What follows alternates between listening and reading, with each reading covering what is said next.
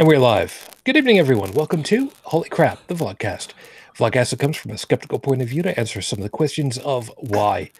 The vlogcast started as a combination of spite and the Streisand effect because we just love to bitch slap people who richly deserve it, but nicely, with words. Because words can hurt. And brother, some people need to be hurt. Nicely, though. Part of this is to follow through with the old adage, sometimes the journey is more important than the destination. I'm your main host. I'm known as Shujin Tribble all over the place, so you can find me under that name easily. It's kind of hard to miss me. Shujin. Let me introduce you to what we've got for the show for the moment, and we'll see how that changes around a little bit. From the Midwest of the U.S., where digging out is no longer the occupational pastime, apparently. Good evening, Brigid. Good evening. From down into Pittsburgh, where it's probably going to start flooding with the heat wave that's about to come flying through. Joey, good morning. I'm on top of a hill. I don't care. Fair enough. And from across the water into Paris, France, where it's still dark, or just barely so.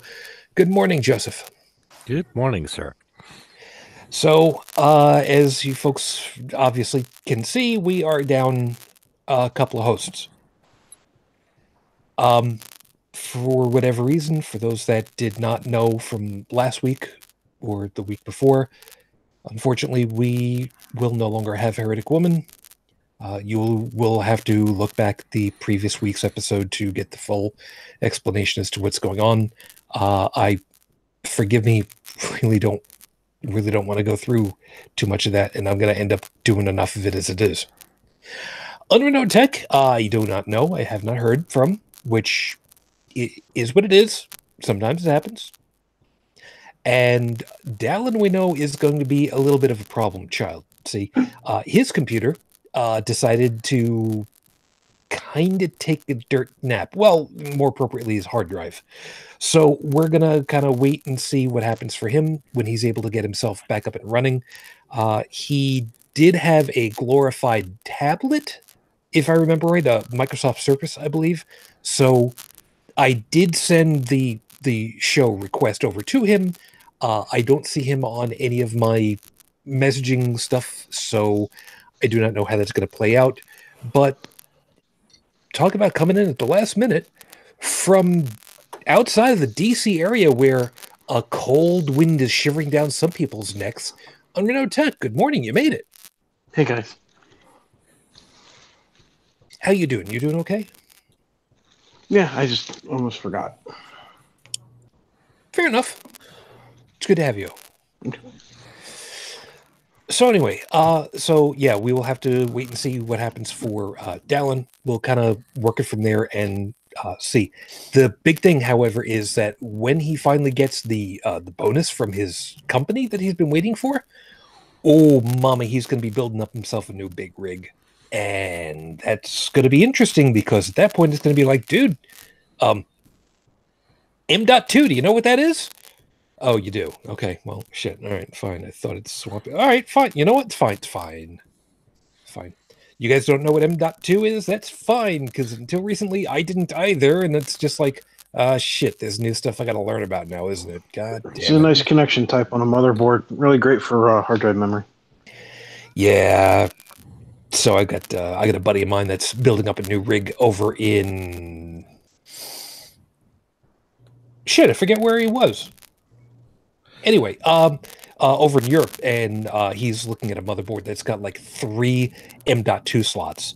So, you know, he's looking at rating M.2 and rating 5 hard drives, I think he said. So, you know, a lot of throughput that he's looking to push. So, yeah, stuff that I got to learn, new stuff I get to learn about. Yay, on the techie side.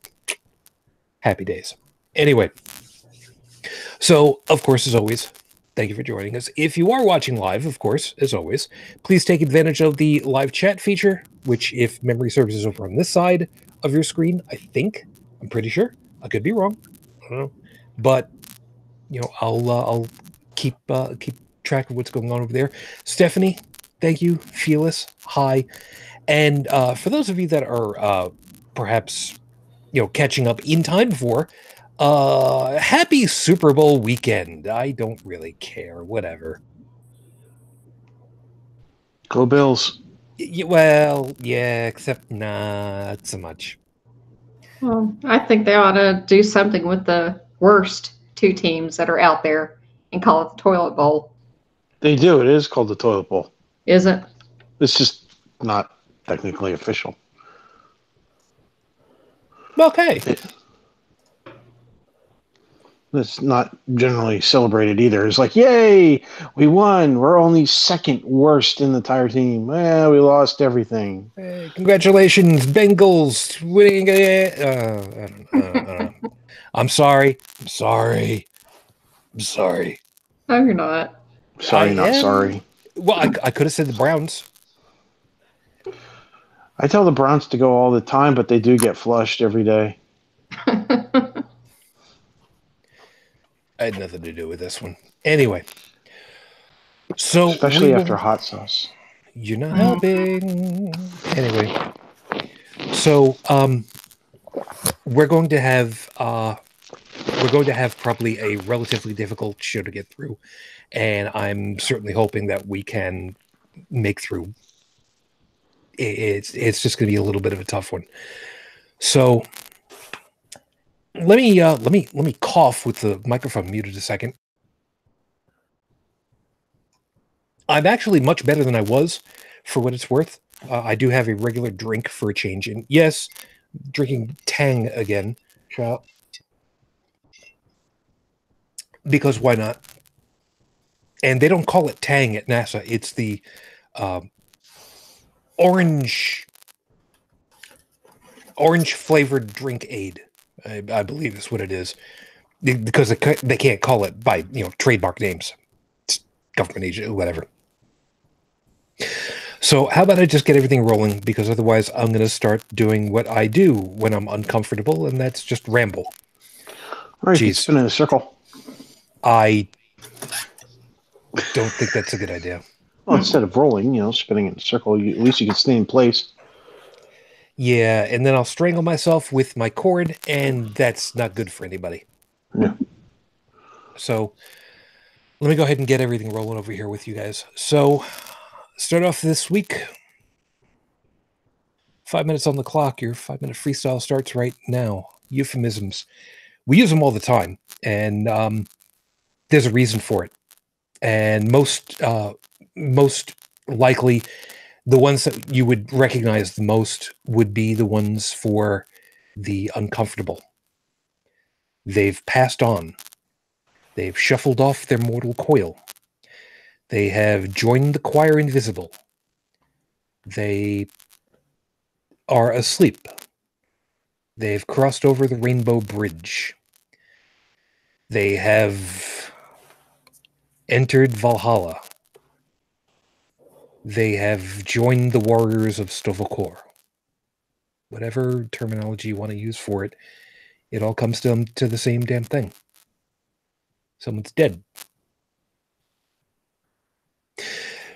For this kind of thing, we use these euphemisms, of which there are far and away more than I can come up with off the top of my head, because it's uncomfortable to face the reality that someone's dead. They are now simply slowly decaying meat. And that's a tough thing to have to come to grips with, because we don't want to think of people that way, because we don't recognize easily that at that point people are no longer people. What made a person who they are is the little bit of fat and meat that's inside of their ears.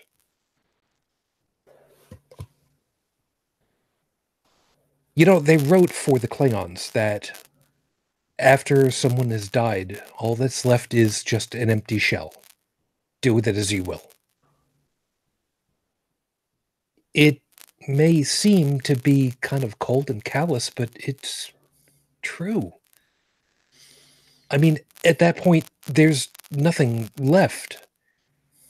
That's why when I end up seeing these things coming up on Facebook that says, all praise to God, and somebody was deprived of oxygen for 17 minutes, they were brain dead, but yet they came back because of the grace of God. Bullshit. Because if they were being worked on in an ER, there is no way in hell somebody was putting a whole bunch of electrodes onto their scalp to find out if they were actually brain dead. Who are you kidding? Yeah, they could do a couple of reflex tests, but that's not brain dead. And you should know that. We have to deal with the reality that someone that we know will no longer be. That's one of the hardest things that we have to learn how to cope with. And it doesn't matter if you're religious or not. Maybe in some ways for the religious, it's even harder. Not just for the fact that, you have to accept that you're not going to see this person, well, until you yourself end up dead and you join them beyond the pearly gates, if you're that lucky. But you've also got to deal with the reality that if you've based a good portion of your life that the idea that you will see your ancestors or your friends, your pets, after they've died, when you die, what happens when you get into the position of people like us who are no longer religious, who no longer believe in something that, for all intents and purposes, is a fairy tale that can't be shown to be real? Would I like my dog to be existing somewhere out in the aether after who only knows how many 35 plus years? Oh God, yeah. That dog was like a sister to me. Would I like several of my friends who have since gone? Would I like my wife? You already know the answer to that one. I would love nothing more. But like so many others, we just simply have to accept that it doesn't matter what we call it. It's all still the same thing. We've lost out on some wonderful people. I'm proud to have had the time that I've had with those that have gone before me. And I sure as hell hope that some people later remember me fondly. And take what I've taught them and pass them on. It's episode 247 on the docket runner. Where do we go from here? And yeah, I stole a lyric and a song title from Chicago again. Could I add on to what you just said, basically? Go ahead. All right, so I've got two things that just kind of popped up in my head from your freestyle. And one was, I didn't get to see it in person. I got to watch the recording of it where Christopher Hitchens gave his last speech before he died. And in that speech, he said that nobody likes being told that they have to leave the party and that the party's going to keep going on without them. And, that basically is another euphemism right there. But I think it's a very interesting one that he used rather than any of the other ones that he could have opted for. Because if you think about it, it kind of like is a party. Parties don't tend to happen very often in the grand scheme of things to a person's life. Overall, they happen every day. But I mean, for one particular person, other than birthday, quote unquote, parties, there's no real partying going on for a lot of people. And so it happens infrequently, and they're brief. If you look at the grand history of existence as far as we know it, we didn't exist for a very, very, very long time. And when we're gone, we will continue to not exist for a very, very, very, very, very long time. the universe was fine before we got here. It's going to exist just fine after we're gone.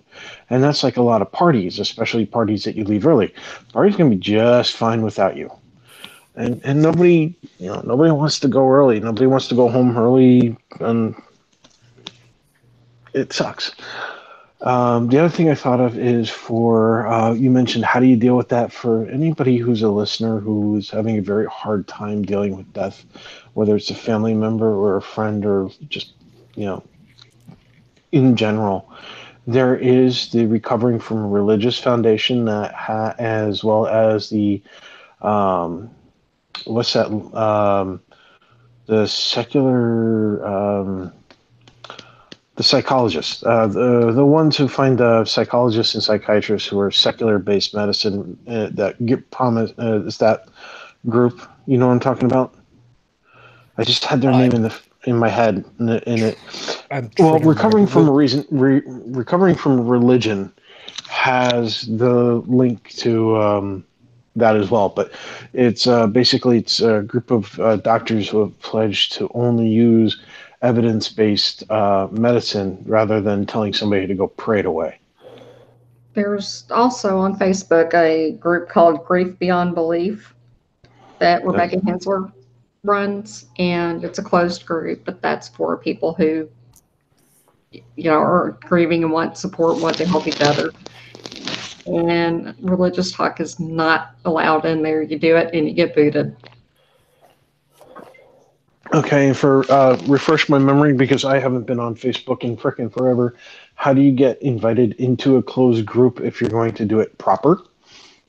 If anybody is interested in joining, just get in touch with Brigid Fitch on Facebook, and I can direct you to Rebecca Hensler. We can get you in. There we go. Yep. And I just put a couple of things in our own group chat so I can go make sure that we've got it listed in the show notes for folks for Grief Beyond Belief. And that secular doctor finder, I forget what it was called, but I'll look it up and I'll make sure that it's in the show notes. Yeah, if you've got the Recovering for Religion in your show notes, that link is already on their site. And funny enough, Stephanie's got listed over here, the Secular Therapy Project. Thank you. Might be the right one. I will list that later and make sure that I've got links and everything for that. Thank you, hon. Appreciate that.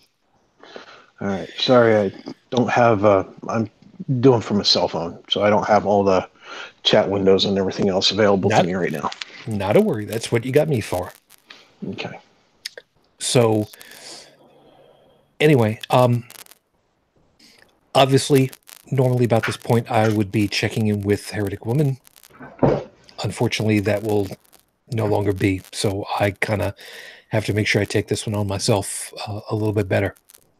I did go looking up a little bit more information to see what's been posted for Rafe Badawi in the news.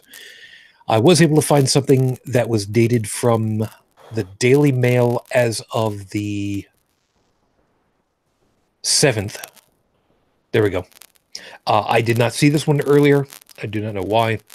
It just didn't make its way over to me. Apparently, Rafe is not doing real good. When you're in solitary confinement for years at a stretch, it does bad things, as you can probably imagine. According to the information I've got over here, there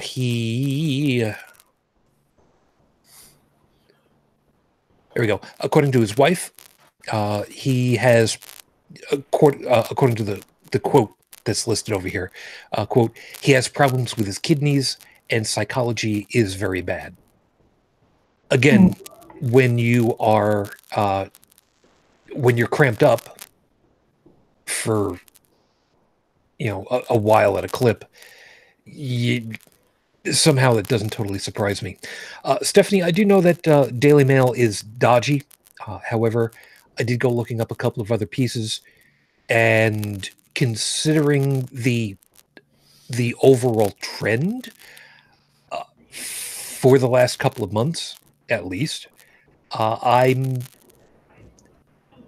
would find that all too likely to be more accurate than not at this point.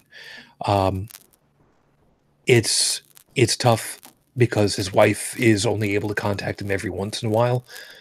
And again, being in solitary for extended periods of time, Brigid, I don't know if you have any knowledge about that, but last I remembered, that was considered a very, in some cases, perhaps even an inhumane thing, depending on the time involved.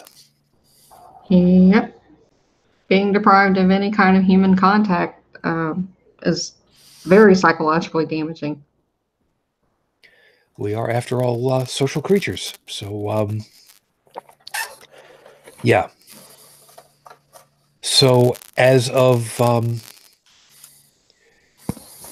recording of tonight's show, this currently sets 6 years, 7 months, 20 days since Rafe Badawi was unjustly incarcerated for thought crime. Our hopes and thoughts are still with you and your family, and we are still hoping.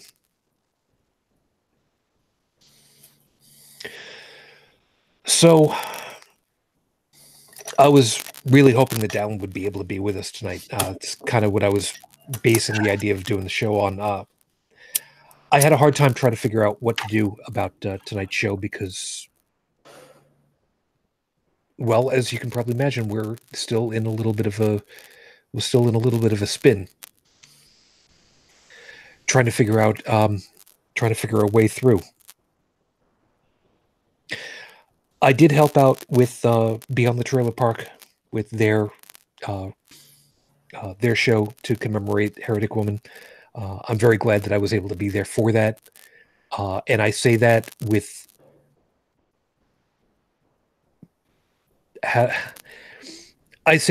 all vanity and lack of vanity at the same time. I'm glad I was able to be there because I knew full well that Beth was going to need a little bit of an assist from time to time. And I'm glad I was able to help out where I could. I was very proud to be there with a bunch of other folks, including Cash and Professor Stephen, who were able to make it. I was very, very proud for that. And they have already said it's going to take a little bit of retooling, but Beyond the Trailer Park will continue. And they're going to try to find a way.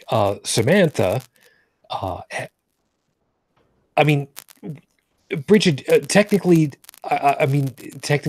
she wasn't adopted at that point, but I mean, is it fair to call Samantha, her kid? I mean, really? Well, I mean, that Samantha refers to her as her mom and had even made a Facebook post saying, "Please be nice to me. My mom died today." So, yeah, why not? So I think it's fair to say that. Yeah. Sam has basically said, Mom was always trying to get me into, podcasting, so maybe I'll just take her seat because she warmed it up for me. I'm paraphrasing heavily, but it's basically what it comes down to. Yeah, we consulted with Dave Boda on that, and he thought it was a really good idea to do that. So, yeah. Yeah. We had a good time. We had a lot of tears. We had a lot of laughs. And when all is said and done, I'm proud to have been part of all of that. Really, really proud for that. Anyway, with that out of the way, we need to kind of take stock of what's been going on for us and kind of try to figure our way through and see what we're going to end up doing. I will make this for myself very simple. I ain't stopping. As far as anything else is concerned, at this point, I have no intention of stopping anytime soon because, let's face it, every once in a while, I need somewhere where I can vent on my own and, well, I like what I'm doing and it fits my price point. And before anybody says your price point is $0, Not so much, because I had to renew the domain recently, so not quite zero. But those of you that have contributed, by the way, to the Holy Crap Patreon account, thank you. That money ends up going over into the domain renewals, so thank you. Appreciate that. We haven't gotten much, but you know what? It helped. So thanks. So, granted, I am, I'm the lead on the whole damn thing, and basically how it works is how I want to do it because my show, my rules. But you know full well, even though I say that and I only half mean it, it is a group effort, and I want to touch base, make sure that we're all kind of on the same angle and we're kind of going in the same direction, at least generally speaking. So, folks, I don't know who wants to say what about how you think about what we're doing, how we're doing, should we change anything. But I'm basically just going to open up the floor to whomever at any one point right now, because that's kind of what it's going to be all about.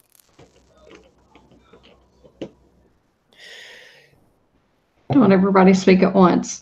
Well, when you say, "Hey, I'm just going to drop the microphone in front of everybody and see what happens," sometimes that's what happens. Cricket. Yeah. Me, in my opinion, I see no reason to change anything at this point. I mean, how long have we been doing this? For 4 3/4 years. Shit, I've forgotten. At least. I'll pull up the calculator and figure it out. Anybody wants to do the numbers? 247 divided by 52.25, and that'll tell you.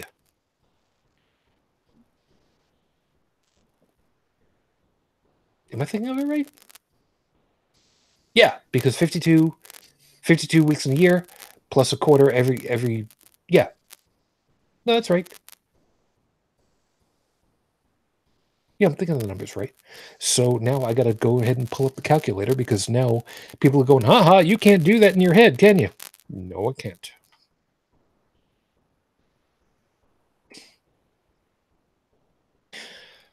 Not all of us are gifted with mathematical skill of the mind. That's why we invented things like the calculator. Yeah, I mean, rough ballpark's 4.5 years. Now give me a piece of paper and a pencil, and I could probably figure it out for you. No, I actually pulled it up right now. According to Bot Calculator, 4.7273 years. So we're approaching 5 years. Shit, we've been at this almost 5 years. Damn. Didn't even realize it. See, Stephanie went ahead and did it. See, Stephanie, I don't trust you, because you guys have got this whole, 1 pound, 12 shillings. No, sorry. It's wait, is 6 crowns? 1 pound, 6 crowns, 12 shillings to a crown. And then it's 6 pence to a shilling. I don't even remember. How the hell did you guys actually deal with all that crap? And then decimal day was all of a sudden this big, hoity-toity thing. What the hell is wrong with you people? People don't know what you're talking about. Look up decimal day. You'll see. You'll see what I'm talking about. So Stephanie's saying, 4 3/4 years, so don't stop now. Yeah, I don't plan to stop anytime soon.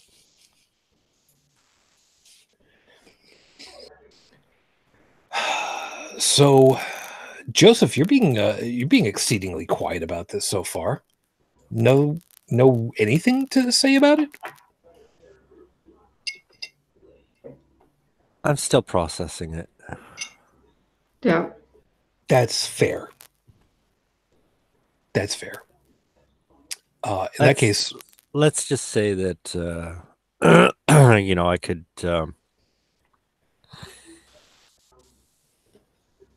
Well, I knew she was taking care of things, so that kind of gave me a bit of tranquility. But like Tech said, his comment, I think it was his before show comment about leaving the party. You don't mind not being there if somebody else is taking care of things, but yeah, I think it's I don't know, it's almost motivating me to want to step up a bit my participation in the community. Because there's one person less to, well, one major person less to take care of things. No, I know what you mean. I was kind of thinking about that a little bit for myself too, and then I suddenly realized that's who she was is not who I am. I would be a piss poor replacement, and I don't want to be a replacement. Yeah, I'm often quite inarticulate, so something I have to work on, and that was one of her major gifts. I mean, her communication skills. So Fear that. And Tech, what about you? I mean, I know that you weren't able to be with us last week, and you got to see it after the fact. But how about for you? How do you feel about where to go, what to do?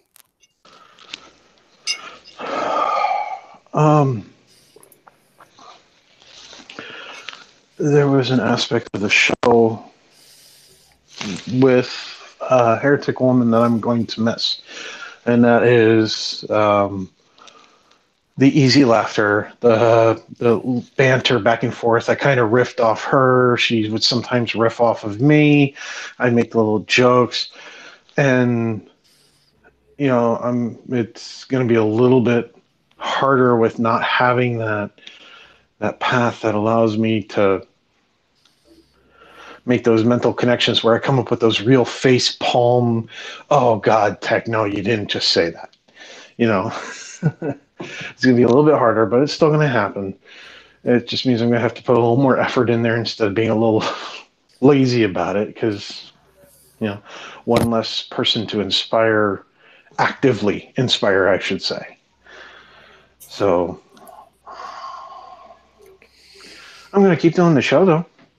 I'm not going to stop. It's looking at it from a cold, hard numbers game, if you will. People die every day. There are people out there who are just as good as me at joking, if not better. Some are atheists, some are theists, some are deists, some are doing probably their own podcast or vlogcast or whatever.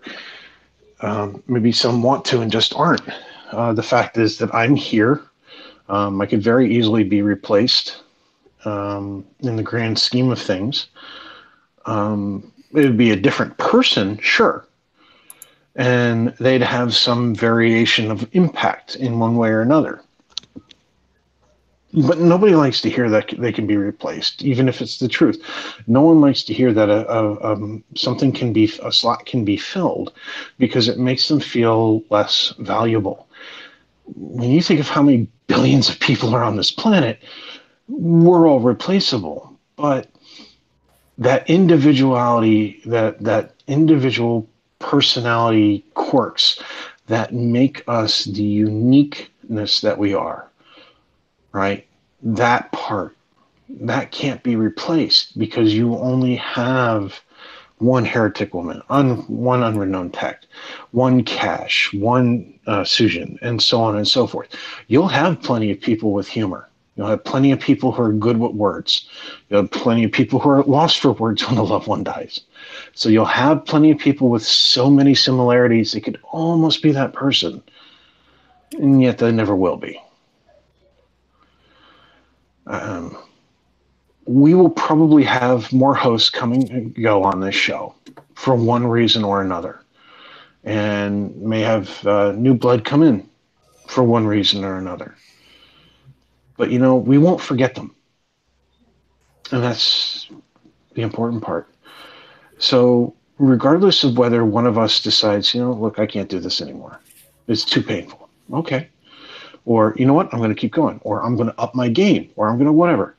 I don't think that part matters. I think the part that matters is that we just continue to remember her, the times that we had with her, the interactions we did, the conversations that we had, and honor her memory in whatever way we feel is the best way that we can ourselves do it, whether that's lighting a candle on the anniversary, whether it's, I don't know, sending a handwritten letter to maybe a family member that we know that is a relative of Heretic Woman's, telling them, hey, she's not forgotten, that sort of thing, whatever we feel like.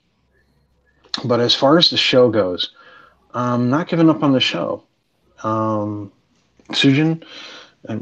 honestly, if you were to go, I think somebody here would pick up the game. I think the show would continue even if you were to suddenly go overnight. At least I would hope we would. I don't have the setup for the account, so I know I couldn't do it. But maybe Dalan could. Maybe he could at least get that out there, like, hey, who wants to take it over? Because maybe you can't do it. So the show will go on. Like Christopher Hitchens said, the party will go on whether we're here or not. As far as what happens at that party, that's up for the party members to continue to decide. We get to decide. I'm going to keep going. And for the record, I would hope so. There are two people that I had sent the information for all of the accounts.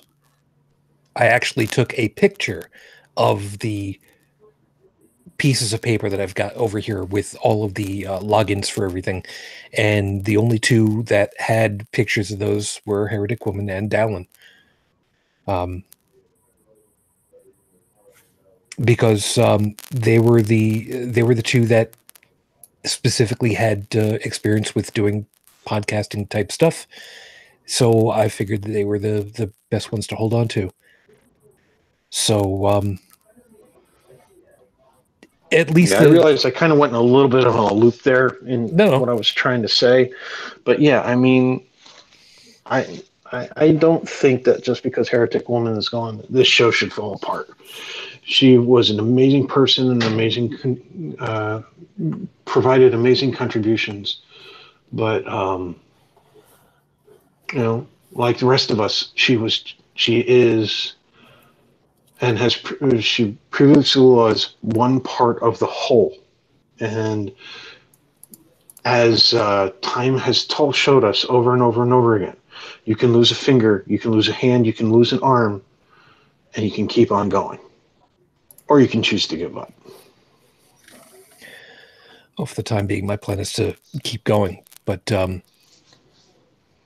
kind of pitch something over to you guys in just a couple of seconds about it all. But as a complete aside and looping back around, Stephanie had said that it's been since the 70s. I forgot when Decimal Day was.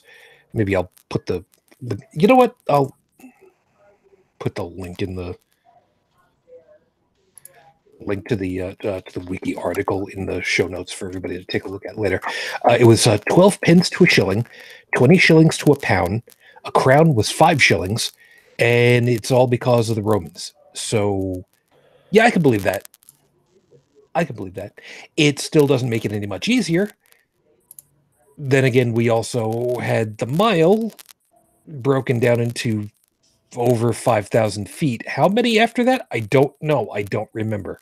I never memorized it because the meter and the kilometer made more sense to me because it's easy. Go figure. Anyway, it's a whole other thing for later.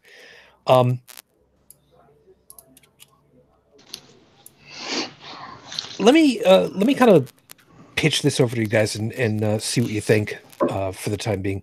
I don't have any plans on changing our overall lineup at this point, just because I just don't.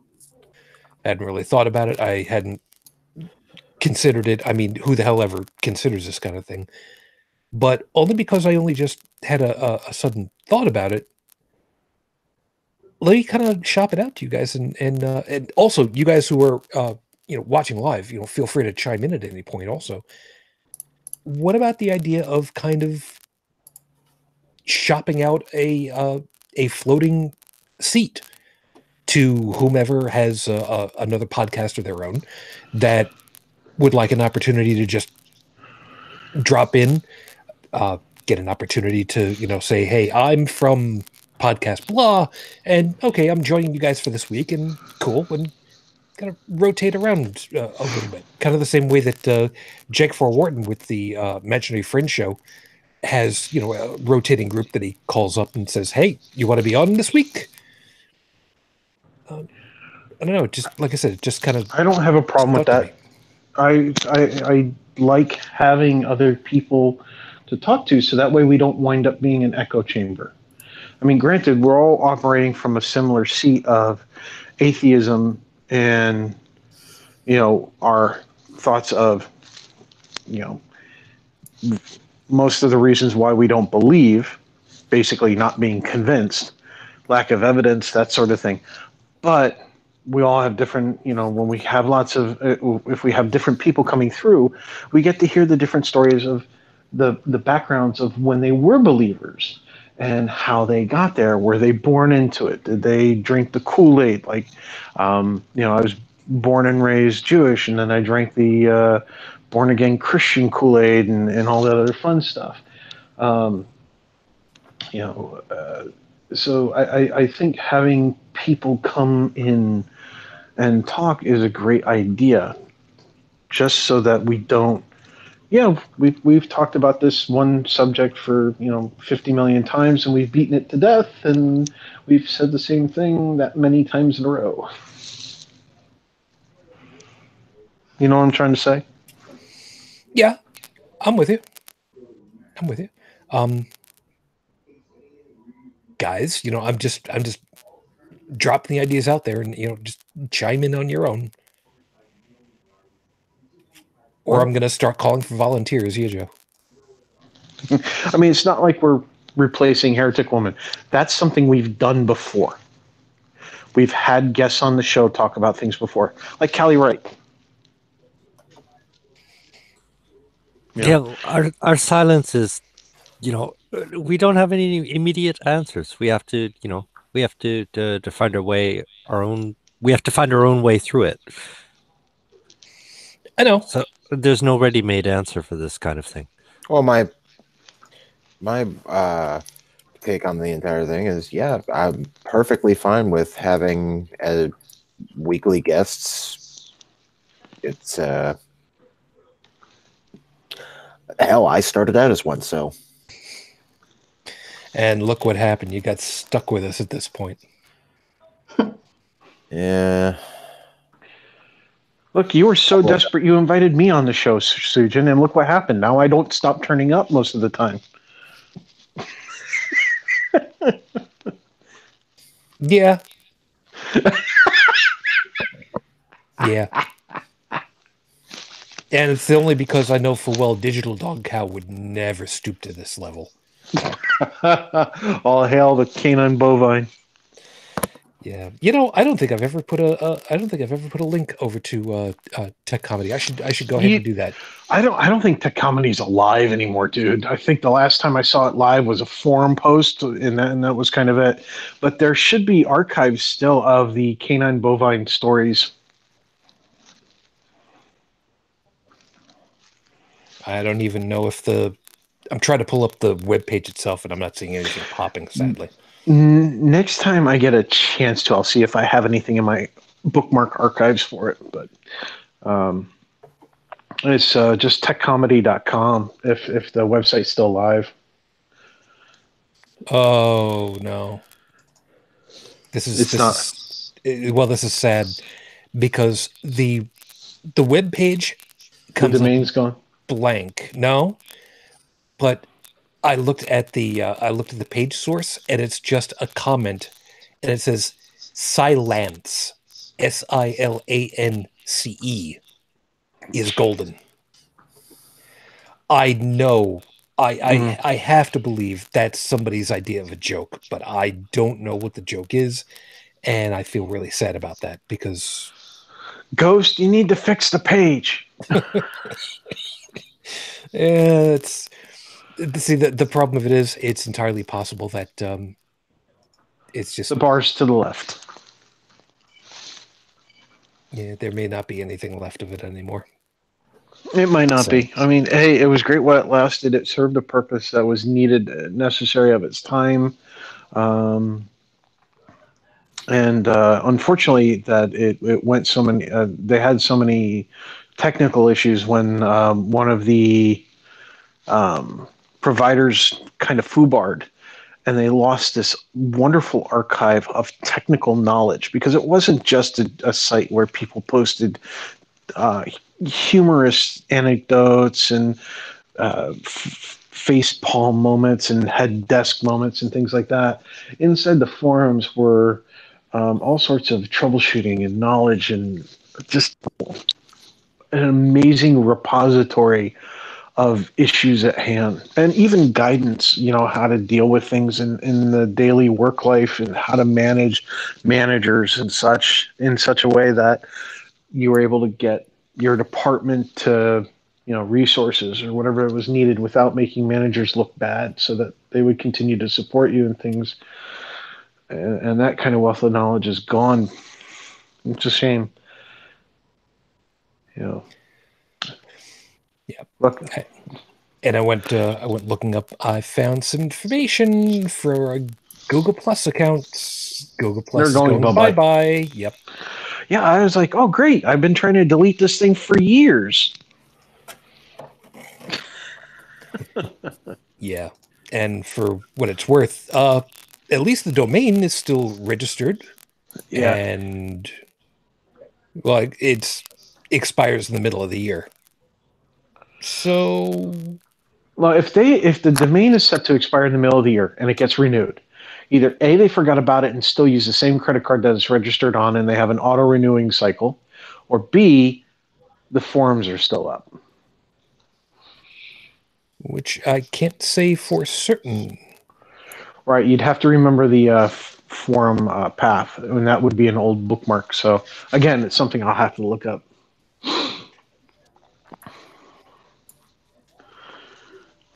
Yeah, and I just sent the information as far as who it's currently registered to.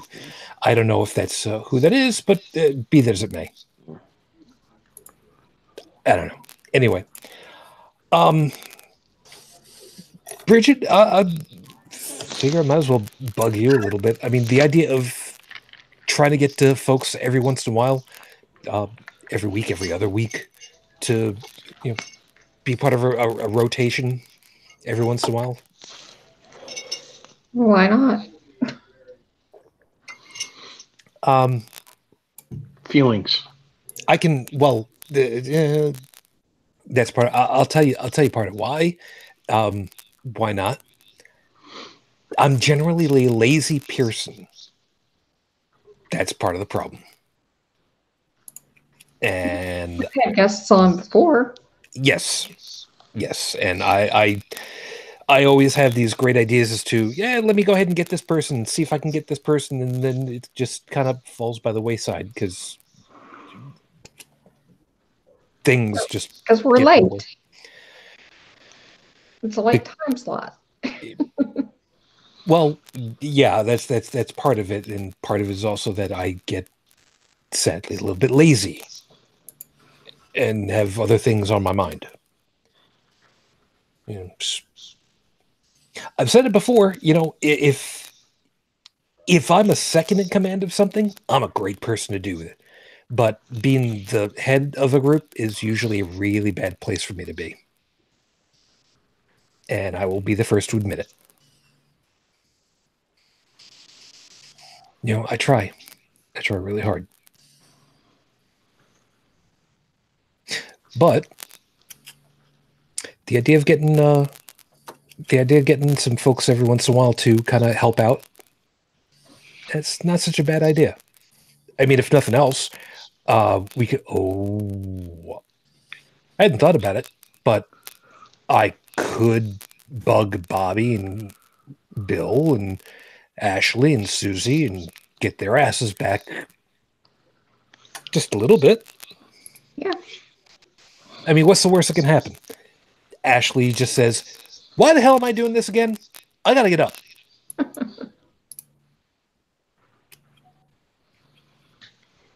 Yeah, but it'd be cool to bring the bar room into holy crap. It would be. Yeah. It would be. I mean, after all, cousin shows. I mean, why the hell not? Mm-hmm. And it's not like they're doing anything that's really, busting the podcasting bank right now. I'm sorry. Did I really say that out loud? Yeah, I did. I did. And yeah, Stephanie, I agree. Bobby and Ashley, I miss them too. And Bill and Susie.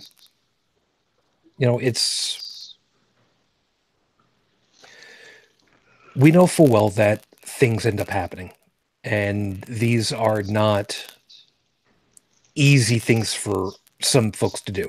I mean, shit, we know full well with Cash and Professor Steven, we know full well part of the reason why Atheist on Air is not going currently is because, the clapback because of the content of the shows.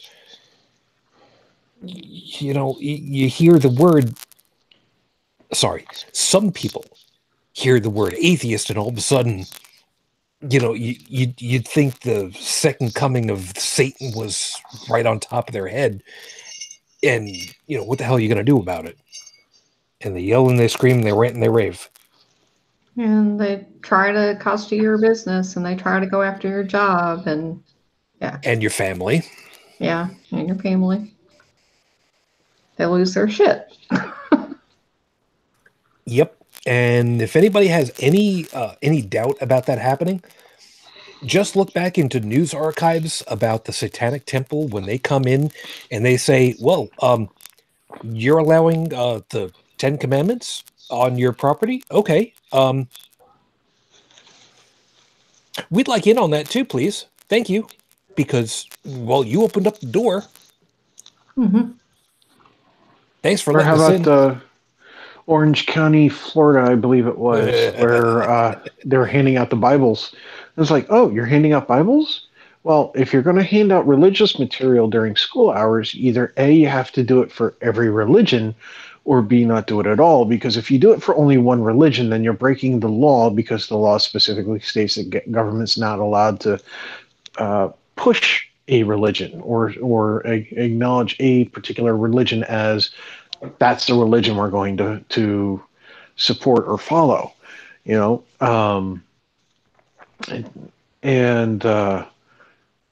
the school system said, fine, anybody can give out material if they want. The Satanic Temple rolled into town with Satanic Temple coloring books. Guess what? They stopped doing that real quick. Yep, they lost their shit. Yep, and the parents lost their shit, I should say, because suddenly it wasn't cool anymore, and so the school board did the only thing that they could do, which was if everybody can't hand it out, they got to shut it down, and they shut it down. And here's the thing, people think when they're in that drinking that Kool-Aid that sure everybody else is wrong, but I'm right. And it's like, okay, do me a favor. Write down the reason why you're right and all other religions are wrong. And I'm going to go ahead and show you how I can use that to prove that the napkin religion is the one true religion and yours is wrong. And if you don't believe me, try it. Because I love doing that.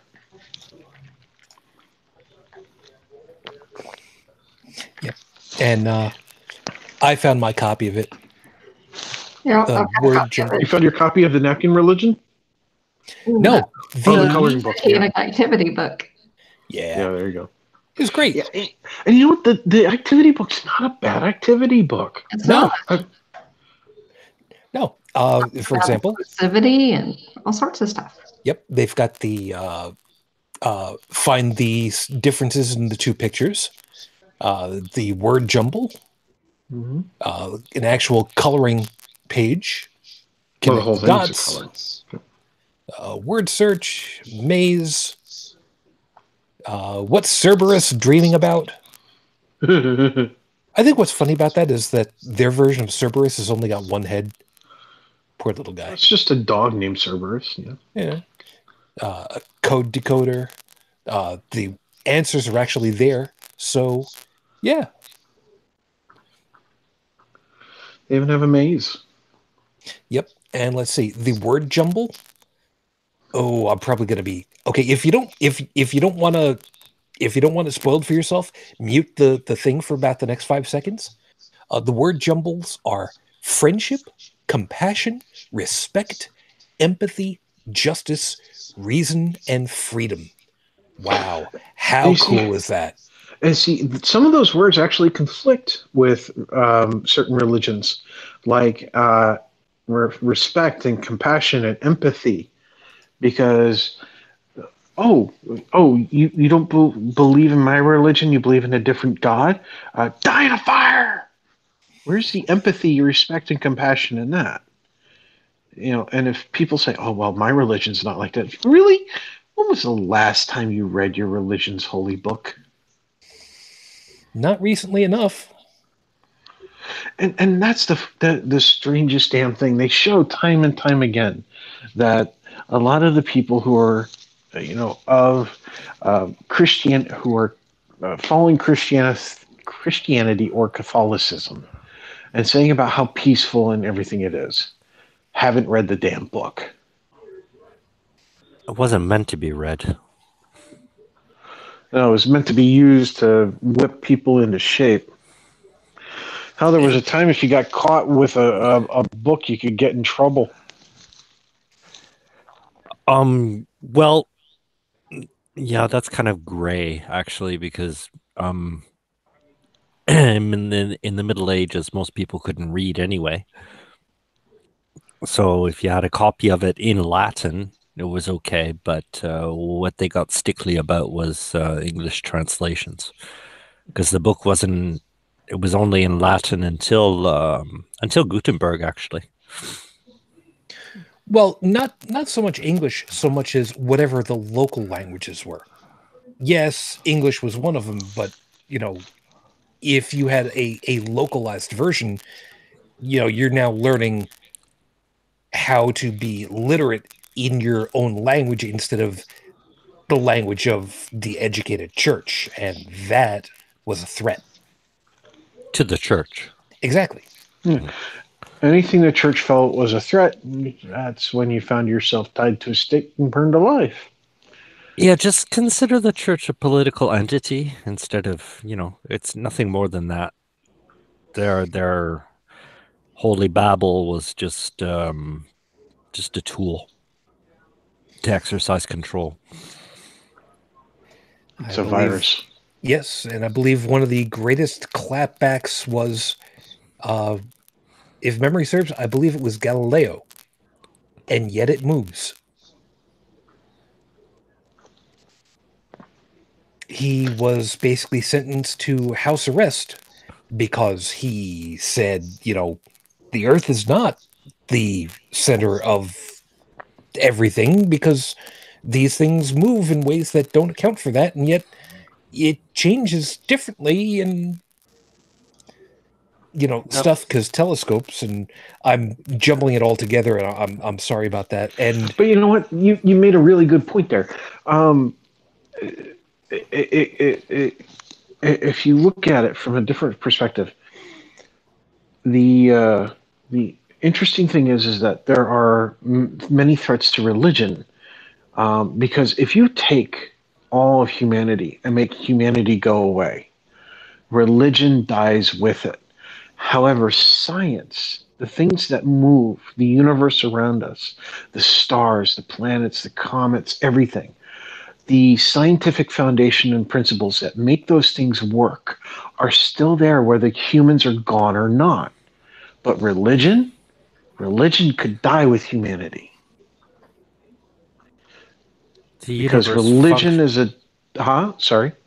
I said the universe functions quite well on its own without our understanding of it. Yeah, because religion is a dogmatic construct, whereas the universe functions on scientific principles. Whether we are there to write down what those principles are or not, they exist, they function. Even if we are wrong about them at this time, they still are, whatever they are there and exist and work. But religion takes people actively maintaining it. And if we're gone, it dies with us. Religion is like, an organism. It doesn't want to die. It wants to spread, it wants to keep alive. Yeah. Science is basically, it's our understanding of reality. All we're doing is mapping, reality is, instead of saying science will continue, reality will continue. Exactly. No matter how we understand it or not. And but what I'm trying to say is that, see, here's the thing. If we die, and let's say there's other intelligent life out in the universe, okay? And we're the only, and let's say, for example, that we're the only intelligence that came up with Christianity, the only intelligence that came up with the idea or concept of theism, okay? No other living entities have. This is speculation, mind you, this is an idea, but imagine that we were, and we were to die, it would die with us. But the universe itself, 1 + 1 is still going to equal 1. If you have one hydrogen atom and then another hydrogen atom comes along, no matter what language you write it in, no matter what numbers look like or concepts, now there are 2 hydrogen atoms. Well, let's not be so egocentric about it. I mean, our understanding. Well, just I mean, I'm just poking there. Oh, okay. I mean, like our understanding really doesn't even factor in to reality. That's not, because there's a reality and we have to deal with it. Science is basically it's our understanding of reality, and religion concerns our understanding. The reason why I'm pointing this out is because so many people try to say religion answers all the questions of reality, but if humanity goes away, those answers go poof in the wind. They're fake. They're not realistic. No, it doesn't stand to testing. Yeah, let me kind of mash this together a little bit differently and answer a question that was posted, because I've got something that was posted over the Discord group. Roxy, yes, Felix, that Roxy, has said, and I'm quoting, both science and religion would both cease to exist if humans disappeared. They're both our understandings of unseen powers. Science would cease, but the fundamentals would continue. I know that you're typing something else over there. I don't know what it is. It's going to come through in a second. Let me mash up and put out a little bit differently of what Tech was saying, to try to see if I can maybe smooth this out a little bit differently.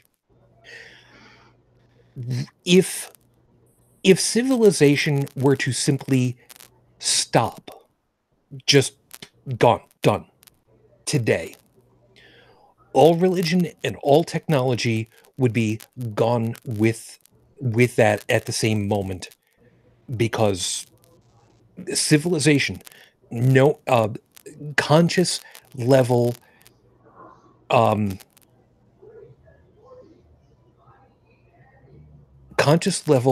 aware animals, the human race, would cease to be, which means all civilization, all knowledge, all everything that we've accumulated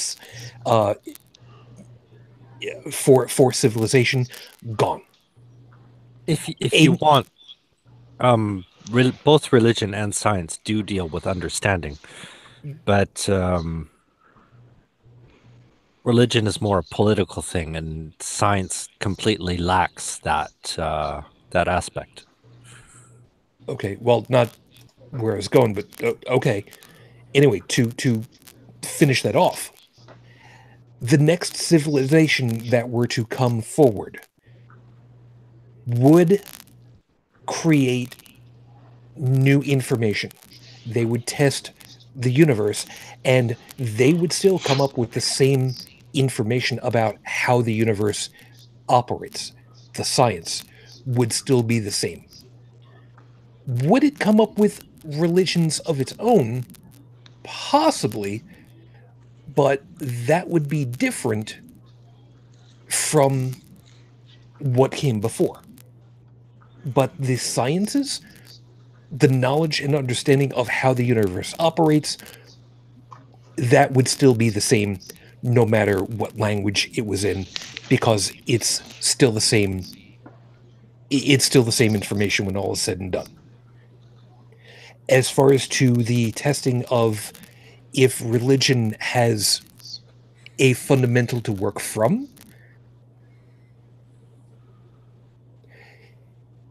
a lot of that really comes down to what religion would be. It is entirely possible to say that I can agree with a religion because of what it does. For example, what's otherwise referred to as the UUs, the Universal Universalists, or Unitarians. Unitarian Universalists. Sorry, thank you. They, generally speaking, as I've understood it, do not necessarily believe in a capital G God, but they are more focused on community and helping each other and using the good ideas in order to help people be better in a society, for society to be better for each other. It's a political entity. I don't know that it's more a political entity so much as it's much more a social entity. Because Okay. Because they don't have any fixed dogma or anything like that. Well, no, political doesn't. Well, political is, but literally it means for the people. It means intercommunication between humans, basically. Anything to deal with the socioeconomic makeup. Okay. And, see, religion, and no matter what its form, its main goal is, quote unquote, managing that. That's a central purpose. Okay, based, and it's basically it's managing any given social makeup at any given time, based on what it is at the time. Okay, so before we glide past this is one of those you don't know what the word theory means moments. You've heard us talk about how people will say just a theory, and those are the people who we have to say you don't know what the term means, because theory in a scientific sense is a different animal from theory in the colloquial sense.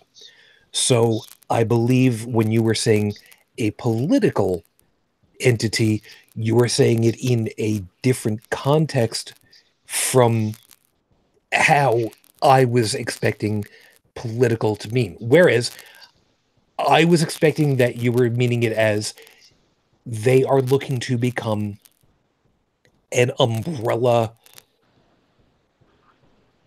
How do I best word this?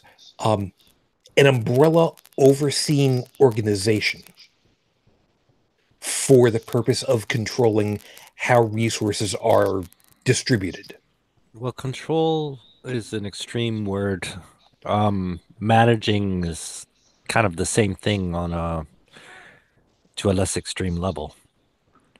But isn't that basically what they're doing? They're serving as a focal point for intercommunication.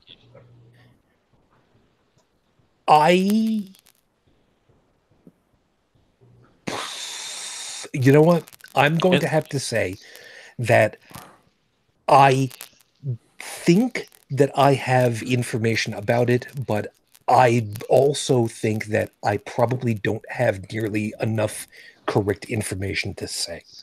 So at this point, I may have gone as far as the knowledge that I have about the Unitarian Universalists. But that's exactly why I dig down deeper into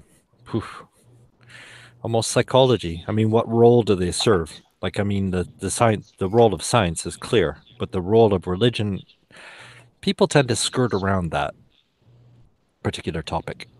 You know, what does it do for you? If I had to compare it to anything, the closest thing I could compare it to would be the Sunday assemblies that started springing up.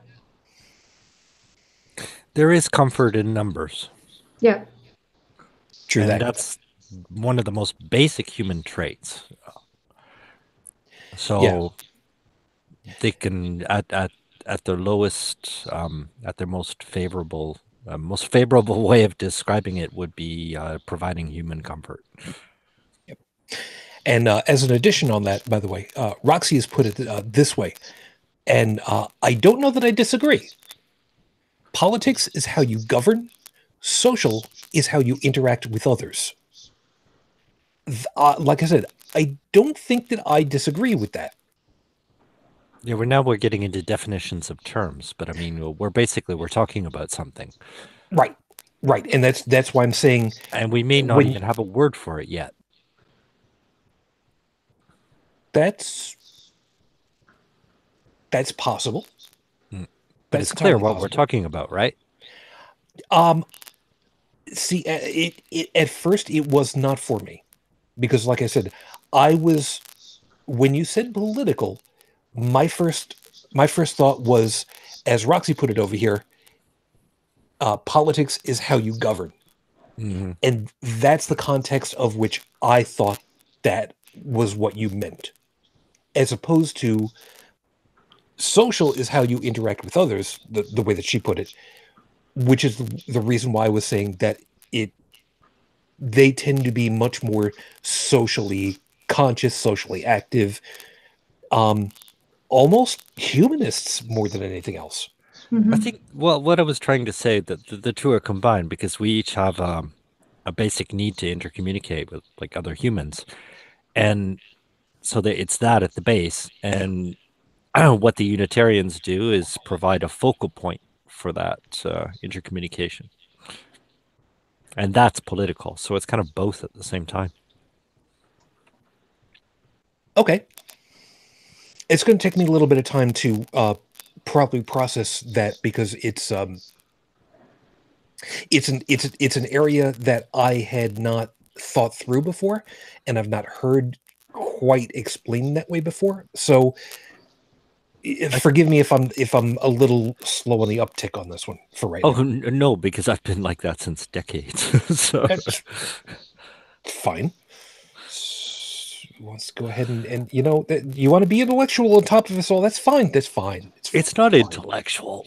But it's funny how our conversations today, you know, even though we're not religious anymore, our conversations are still framed by the terminology and language and guidelines, if you want, of religion. Still, we're still talking in their language. For some stuff, yes, absolutely. And part of that is through necessity, part of that is through convenience. So probably a mix of both. Yeah. So if we're going to think outside those lines, we're probably going to have to come up with new concepts and terms too. Oh, that's just going to make everybody also happy. Oh, well, I've got to learn a new term. I got to, you know. Well, that's the biggest, the conformism. Like, are new words scary? Why don't people, like myself, I invent words all the time. Well, that's just because you get lazy, you get tired, and you start mumbling your speech. What's so difficult about that? I get that. You know, but seriously, what does covfefe mean? Too soon? I don't know. And to the best of my knowledge, nobody has come up and said and I don't need to know because I don't want to know. And I'd say it's Russian recycled coffee dispensed in hotel rooms. not going there. Not doing this. Places. Tech, whatever it was that you were trying to say, you completely clipped out. So I'm sorry. I said my brain just went to some really bad places. I'll consider that a compliment. It is. That was great. I really like that answer. see, I got to remember that. welcome to the way that holy crap is supposed to operate. We go places where you shouldn't, and we drag you along for the ride. Kicking and screaming. Some people are, some don't, and you're my type of people. We like it when you scream. I'm just saying, using tears as a lubricant could potentially be a viable option. Hey, blood is better. It dries out quicker, though. You're okay now. See, That's now where the tears come in.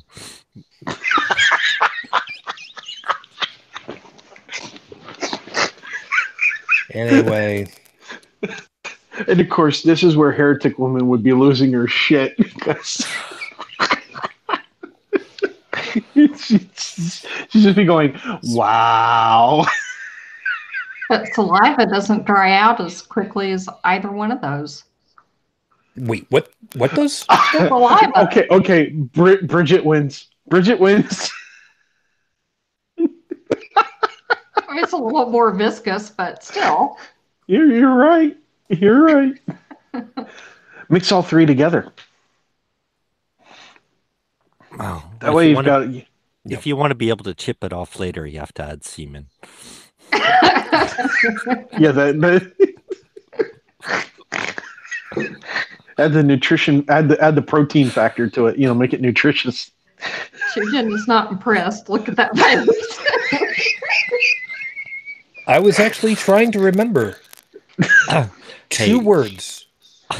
Two words. Uh-oh. 2 words. Methyl cellulose. I don't. Nope. It doesn't ring a bell. Luckily, I've got a doorbell for that. No, you don't. That doesn't even make sense. It does if you know what methyl cellulose does and is. Cellulose. Like paper. Methyl cellulose. Well, cellulose. Well, explain, please. Methyl cellulose is a powder, which when mixed with water in certain consistencies. It's a desiccant, no? I don't believe it's used for that, but methyl cellulose is the stuff when mixed with certain amounts of water gets you different consistencies, usually gets you a clear gel-like substance that is typically used in Japanese soapland videos. I've been to Soapland. For those of you that know what I'm talking about at this point, congratulations. You're in the gutter along with me. And I didn't even have to drag you kicking and screaming. Yeah, I was taking. I know exactly what you're talking about, and I choose not to comment. Does that have anything to do with tentacle porn? It could. It could. Okay. It could. Because, live action tentacle porn is a thing. Well, it all started when, traditional Japanese bathhouses, the men are separated from the woman. And you're in the bath completely naked, traditionally. Yeah. But in Soapland, it started because they took away the dividing wall. Yeah. What is Soapland for you? It's basically you get bathed by someone, usually in a bikini, who is preferably female, and they dabble what's typically referred to as just lotion on you, and they it's an actual genre now. Yes, it has been. And how do you say genre in English? That's close enough. All right. That's okay. Felix, that's no fun. Oh, Uh, I have a bit of a, I heard on the introduction to cognitive dissonance, somebody corrected, no, it wasn't. Oh, I'm always mixing up the two shows, cognitive dissonance and the scathing atheist. But there was a discussion about the word morals. Morals? mores. Yeah, mores. Is that how you pronounce it in English? Yes, I was listening to the same episode very recently. Okay. I thought it was mers.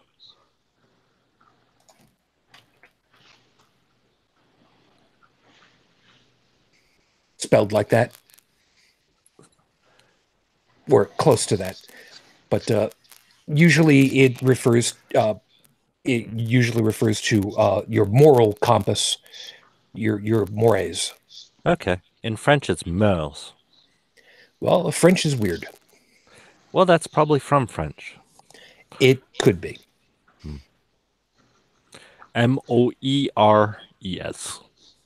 And the OE is in the Latin form. And Stephanie's right. Traditionally spelt with an accent over the E. Yes, because French is weird. No, there's no accent in French. Well, Mores. it whatever it's going to be. Anyway. Moeres. Okay. Anyways, yeah. MOUSE. Thank you. I needed that. Oh,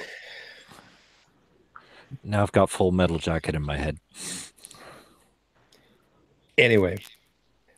So, wow, this is going to be interesting. So now we get to tell people, hey, if you're going to be joining us on our show, you better be ready to switch gears at a moment's notice, because you're going to be screwed. Tangent, And cosine done. I don't remember what any of those mean anymore. Don't even start with me. And we follow rabbit holes all the way down. There's a certain few people that I don't ever want to say that to their face anymore, because I don't want to see them turn red in the face. Joey knows who I'm thinking of. Don't you, Joey? I refuse to comment. That's fine. That's fine. Anyway, so we will we'll have to see how this all plays out.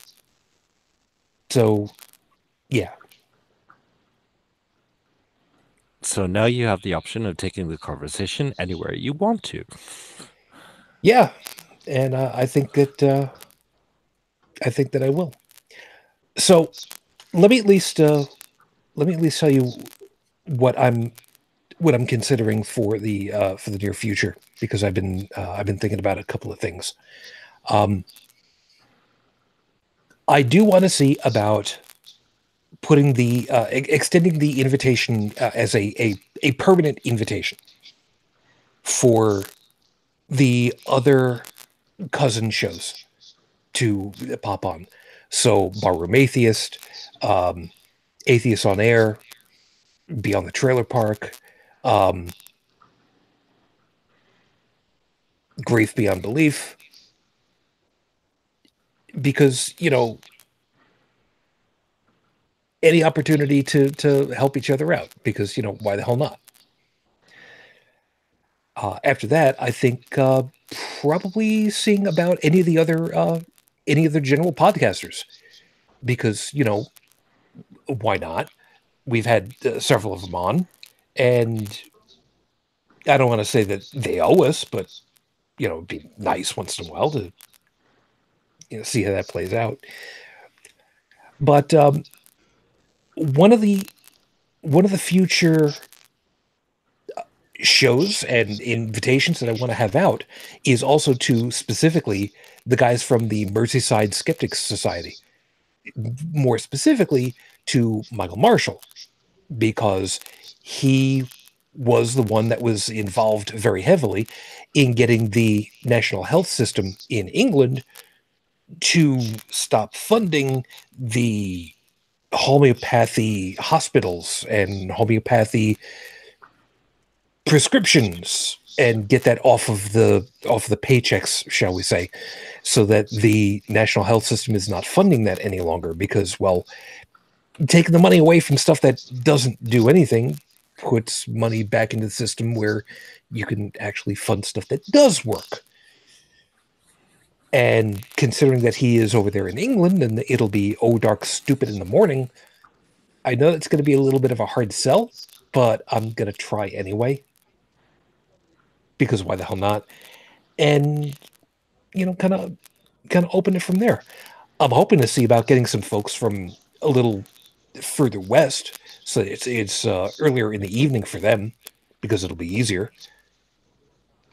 I know full well that, and I say this with, I don't use the term often, but I say this with all love and respect. I know full well that Scathing Atheist and Cogdis, not going to have happen anytime soon. For Cognitive Dissonance, it's just way too late for them. And a couple of times I've tried to see about getting Noah to come on, and he's just busy as all hell. So, I know full well those guys are just not going to be able to make. Maybe I can disclose, maybe it's time for disclosure now, because about a year ago, you were absent from the show for a few weeks. And HereticWoman and I, we tried to get No Illusions on to hijack your show while you were gone. That didn't go over as I can pretty well guess. Well, we tried. But HereticWoman filled in for you, so. Well, as it should be. And by the way, Colleen, Doc Waxon, hi guys, and thank you. And yeah, Stephanie's right. It would be 5 a.m, UK. So, yeah, I know. I'm here. Know. Well, yes, but you make it a thing to wake up on a Sunday or not go to sleep on a Sunday so that you could be with us, and I do appreciate that every week. Thank you. If I can do it, anybody can. Well, you don't make it every week, so not everybody can. So there you go. It's true. See, now he's very quiet, and he's not defending himself because he knows it's true. Every once in a while, he doesn't make it. So he's got you there. I think somebody just got pwned. If I had a responsibility, which I don't have. Wow, putting that one back over on me. Well, yeah. See, now I'm trying to remember. How long did it take the Concorde to get from? I make an effort for you just because I want to. That's all. No, and I appreciate that. And I do always tell you, you're not under an obligation to be here. I'm the only one that actually does. So, I kid, I tease because I can. I get you. But if I could come over there and slap you and tell you, hey, you're supposed to be on the microphone right about now, I'd do that. Wake up! It's a long swim, huh? It is. Yeah. That's why I was thinking, how long did it take the Concorde to get from Kennedy to, let's see, it was from Kennedy to, not Gatwick, it was to Heathrow. And then back again. What was it? I forget how long it took. Whatever. 6 hours. No, I'm pretty sure it was quicker than that. Quicker than that? I'm pretty sure. Because they took the Concorde? Yeah, I think it only took about 2 hours. Come to think of it. You know what? I'm sure somebody will. Between where and where? Between Heathrow and New York. That's a 6-hour flight. Normally. Why 2 hours? Because that's how long I thought it took, because supersonic. No, well, if it were the other way around, actually, if it was New York to Heathrow, you'd arrive at the same time you left. Time change. Or time zones. Oh, God, we got to do those word math problems that they taught us in algebra now. Sorry. Oh, wait, I like those. Never mind. No, that's why we've got Wikipedia. It's just a matter of looking it up and trying to figure out. I called my dad yesterday, so I had who's in the hospital. So, yeah, you have to remember the 6-hour time difference.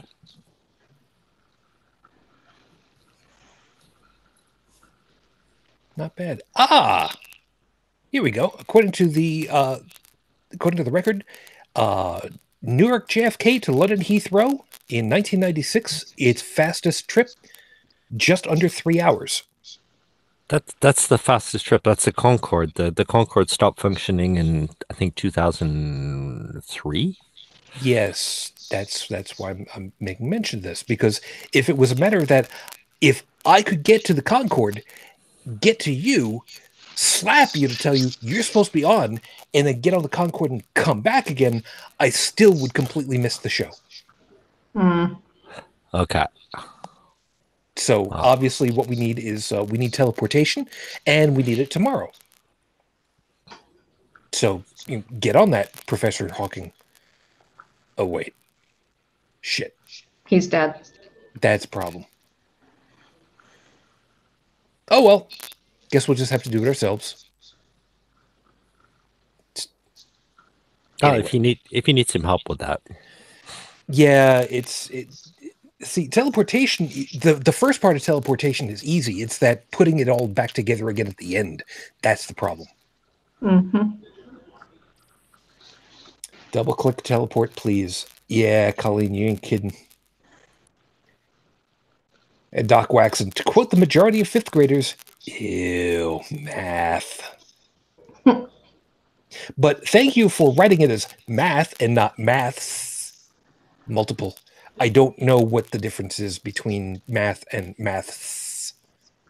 As long as I don't have to picture Jeff Goldblum naked again. Hold it. Thanks Wait. for that. No, wait. Again? Oh man, What, you never saw the film The Fly, the remake? No. It wasn't that bad, was it? I mean, it's great compared to Donald Trump naked. no. Do not think of an elephant. I was just going to say, I think that maths is probably short for mathematics, which has an S at the end of it. So Math is the process of, the numbers, whereas maths, with pluralized, is in reference to all the different sorts of maths. That would be algebra, calculus, algebra, geometry, and stuff like that. Okay. He's right. I believe him. And Colleen, yeah. I don't have enough brain bleach for the two of us, so you're on your own. I have to see if I can find some. Yeah, you're going to have to. But we'll see what it is. Next on call. Next on the holy crap, people you don't want to see naked. All of you. Ron Jeremy. Well, young Ron Jeremy, not so bad. I personally find the human body to be a terrible, terrible design. I mean, you put waste management right next to a recreational center. It's just, and the worst part is, it's right next to a couple of residential nuts too. I mean, there's a dick, there's an asshole, there's a couple of nuts. This neighborhood's going to shit. And for well, if you're in Germany, it doesn't really much matter at that point, does it? See, it's amazing what I can get away with. We kid, Germany, we kid. We do. We do because we know full well that currently Germany is the leader of the free world, much better than we are right now here in the U.S. And you know what? I'm okay with that right now. They learn from their mistakes. Yes. It only took you a couple tries. Well, yeah. Well, somebody's got to do it, and right now we're obviously not qualified. No. What did Churchill supposedly say about Americans? He said that Americans always end up doing the right thing in the end, but unfortunately they try everything else first. Well, Well, of course, that's how it works. I mean, it's not like you do the right thing first and then continue to try to do things later on. Yeah, but when you think, you don't have to try. You try it in your head. Yeah, but sometimes those scenarios don't always go very well. I mean, People don't God, that time with the ceiling fan and the soldering iron. Oh, God, that was a nightmare, man. Crickets chirping. Well, critical thought is severely lacking in this country anyway, so that plan would never work. Well, that can change. I mean, what does it cost somebody to start thinking? I can answer that one. An investment in early year public education. Yep. Which we're not willing to do. We keep One- cutting it and cutting it. Yeah. Well, I think there's we have to accept that there's a certain part of our population that doesn't want us to think. Yep. Yeah. And I'm still processing that. Yeah. And I grew up I wondering why the hell I was so different from everybody else and what am I doing wrong, and trying to fit in and just not being able to make it. I don't remember what the source of the reference is, but one thing that keeps coming to mind is, if you people were capable of cognitive thought, you might actually be dangerous. Well, dangerous for who? no, it's for whom? For whom? Well, Yeah, If so it around was- here we speak the King's English. well, yeah, okay. Yeah, take that, France.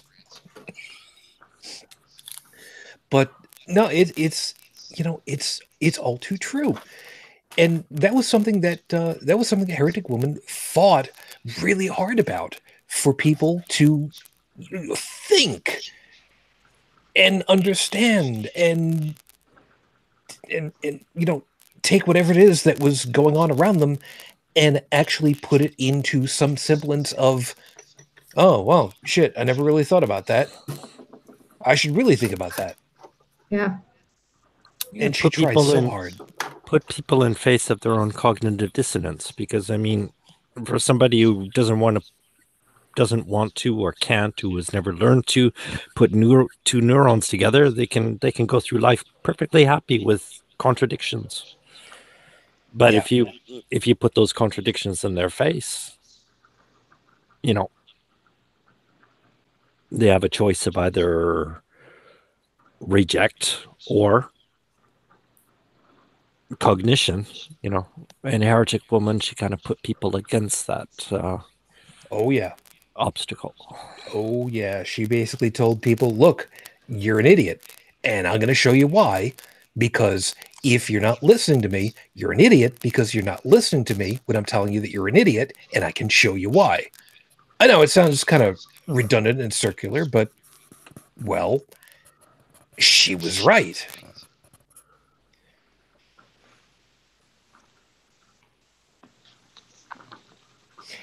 And it is so scary to me after all these years. And yes, I'm getting up to another milestone in age in the near future. Yes, I'm almost cresting into 40 next year. Wow. That we have seen too damned many times where public education, anything that would assist public education, has been frowned upon and has been whittled away at. And that is something that really has bothered me for a very long time. Because you've got things like, for instance, Sesame Street no longer being on public access television, no longer on public broadcasting. What? It's been moved to It's been moved to HBO, home box office, cable. Things like, well, it's difficult to find, wholesome programming for kids. For instance, like Mr. Rogers. Admittedly, a lot of it is dated now, but there's some pieces of it that, they're kind of timeless. But one of the things that stuck out in my head, even when I was much younger, was the mantra of Republicans in the United States, the Republican Party, complaining that Democrats were, quote, tax and spend Democrats. What does that even mean? It was supposed to be a way of saying these people are just going to go ahead and tax you and tax you and tax you, and then take all that money and just spend it on frivolous stuff. Whereas, like healthcare, like education, like anything that would be benefit to society at large as a whole, it all came down to me realizing very young, well, the taxes are going to come in anyway. And what are you going to do with money when you've got it, except spend it? Because that's what it's there for. But when you look at the actual state of things, most people spend most of their money into private industry, not taxes. So now they're doing both. And that's why healthcare is, 10 times more expensive than many European countries? At least. But the thing that kills me is... Why can't people see that?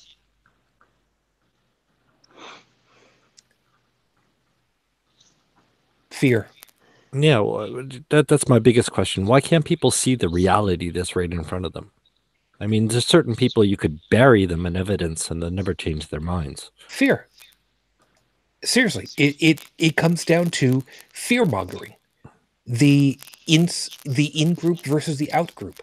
If you are not part of my group and you want to do something that I think is wrong because I've been told it's wrong, then you're obviously on the wrong because you're not part of the group because I was told that you're wrong. You're completely right, but I didn't want to go there. It's about deciding for yourself what's right or wrong, or depending on some dogma or authority to tell you what's right and wrong. Yep. And that's where the in-group, out-group dynamic comes from. Which leader are you following? Yeah, and Stephanie's also putting it in there, greed and ignorance. It's true. That's, how much I try to stay away from the true word, but it tends to, that's probably the best way of putting it. That's what tends to be closer connected than not too often. People want to keep all of the money, and I got mine, screw you, you get yours if you work. However, just because I got money, just got nothing to do with it. And it's sad because there's plenty enough resources to go around. Oh, yeah. There would be far more if the education at an early age was funded and was done properly. Well, education today is a training exercise. They make you jump through hoops. It doesn't teach critical thought. But it could, and it should. Mm-hmm. And there's nothing that says that you can't do both. Nope. But that there and then is the big problem, isn't it? The big equalizer is actually learning to evaluate things. And isn't that where the anti-intellectual crap has been coming from. Yep. You know, we're promoting critical thought, but I mean, critical thought is also, you know, it already exists, but only in a select few. You know, if you can think critically, you have a choice between educating your neighbor or your non-critical thinking neighbor, or and teaching them how to think for themselves, or exploiting them. And the status quo today is, unfortunately, the latter. And if you think critically and you don't have the same objective as they do, you're a threat to them. Yeah, Doc Waxon has got a good one over here. Quote, believe in our God or burn in hell. To that I respond, well, hell has got to be warmer than my house right now, so kindly plant a kiss on my fat, hairy... You know, I didn't want to... Really, okay. I've already gone through my first collection of brain bleach. I am not going into my reserves, so don't do that again. Thanks. But, you know, it comes down to, and I've said it too damn many times before, we rail against dogma, ideology, because as far as I'm concerned, if you're following ideology because you're following ideology, that's dangerous. That's dangerous beyond words. If you're not thinking for yourself, somebody else is. Yeah. There are times when that's necessary for short bursts. Oh, but yeah. when all is said and done... Every time you visit the doctor. Sure. But society at large, for humanity, it has always been a long curve around the corner to get to a proper understanding. But you had it exactly right before. It's a question, it's comfort, you know? Like, why should I think if I don't have to? I've got the leader, provider, deciders, you know, giving me everything I quote unquote want.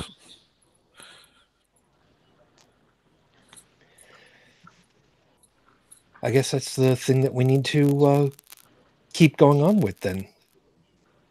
That's what we've been wanting to do. That's what I wanted to try to do. That's what I wanted to start with. And... You know, I'm an advocate for critical thought, but I'm not even particularly good at it. Because, I mean, you know, I'm constantly tripping myself up with, you know, self-doubt, second guessing myself. But I mean... You know what the important part about that is, though?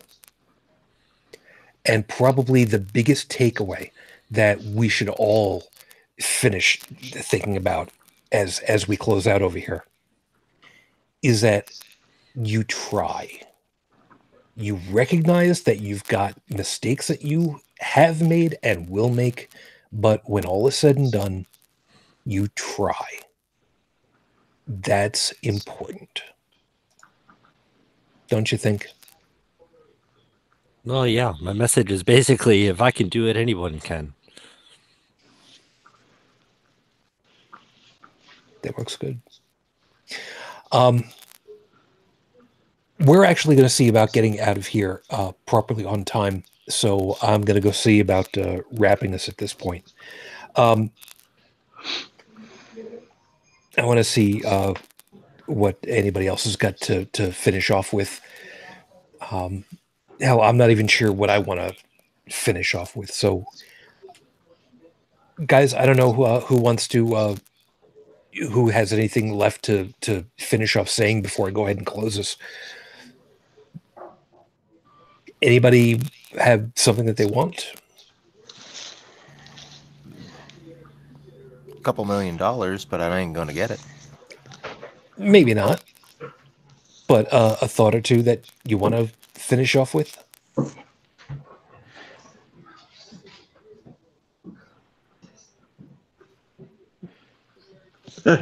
Crickets chirping.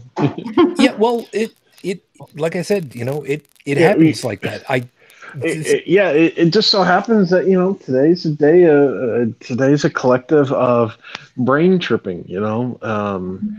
I'll go. Maybe maybe it'll help. I'm just going to try to reiterate what I said before, which is if you're somebody who is having trouble grieving and you've turned away from religion for whatever your reasons are, but you're no longer using religion as a crutch or as a coping mechanism or anything like that, but you don't know what you should be doing to help yourself grieve in the process now that you no longer have the religious process. Go look into the Secular Therapy Project or the Recovering from a Religion Foundation. You don't have to donate to these groups to the Recovering from a Religious Foundation to receive help from them. They have many different forms of communication. I was reading their website the other day. You don't have to, you can find what works for you. You can schedule a call. There's all sorts of different ways of communication, but don't give up on yourself or the people around you because you don't know how to do something, especially when it comes to something like grieving. There is help out there. There are people. You are not alone. I guarantee you that there are people on this panel here that have different viewpoints of grieving, even though we are all connected via our atheism. I, for one, when I grieve, there were, especially when I was a kid, there were a lot of my extended family who did not understand me. They did not understand why I could walk around and smile and be happy when one of my grandmothers died. And the reason why I was so happy was because I knew that with her death, she was no longer in the extreme form of pain that she was in that led up to her death caused by her whatever her ailment. And I was so happy that she was not feeling that pain anymore, that it put a smile on my face.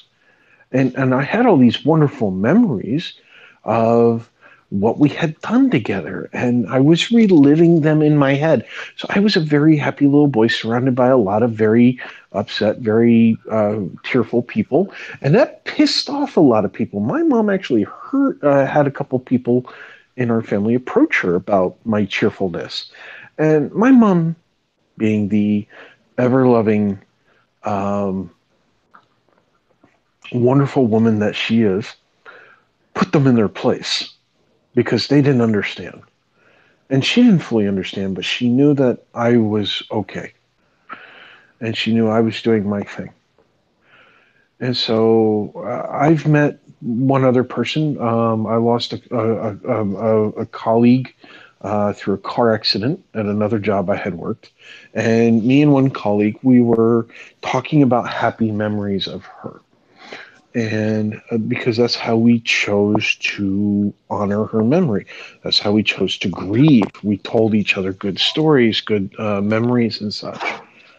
And somebody else was getting very upset that we weren't crying. It's like, you grieve your way, we'll grieve ours. Okay? We respect your right to grieve however you choose to, but don't impact ours in our way that we're doing it. Fair. Like our means of dealing with grief, one of the biggest hurdles over that is coming to terms with our own mortality. And if we can deal with our own mortality, then we have a better understanding of death and have another way of dealing with it. Oh, and yeah. people, I know I'm gonna die. people who have never come to terms with their own mortality, well, they just won't understand that.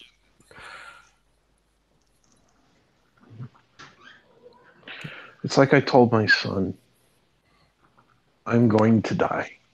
You're going to die. Everything that lives is eventually going to die. And the only thing we can do is make the most of the time we have now, so that when that person is gone and we're still here, we have those wonderful memories of those times with those people. And something else that we can do is to honor those memories, is to share those memories with other people. So it becomes a reliving of those memories through the tale, and it keeps the memories alive. And granted, eventually enough time is going to pass that nobody's going to remember somebody else. Well, you know, there have been probably lots and lots of wonderful people that nobody remember anymore. But like I said early on in the show, we didn't exist for a very long time. And we're going to continue to not exist after we die for a very long time. And you know what? The universe is going to keep on going just fine.